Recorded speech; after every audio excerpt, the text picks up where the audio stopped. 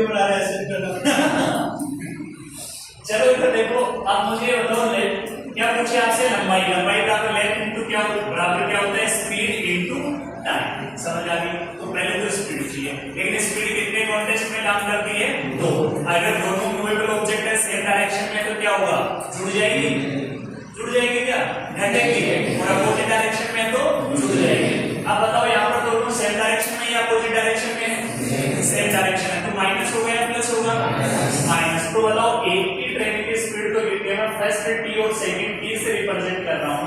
First train की speed कितनी है, 108 and speed of second train is 72 kilometre per hour. तो बताओ रिलेटिव स्पीड कितनी आएगी, 36 किलोमीटर पर आवर। समझ आ गई इस बात? तो इसका मतलब रिलेटिव स्पीड आएगी 36 किलोमीटर पर आवर। लेकिन मुझे बताओ यहाँ से अपन लेंथ किसकी फाइंड आउट करने वाले हैं, ट्रेन की।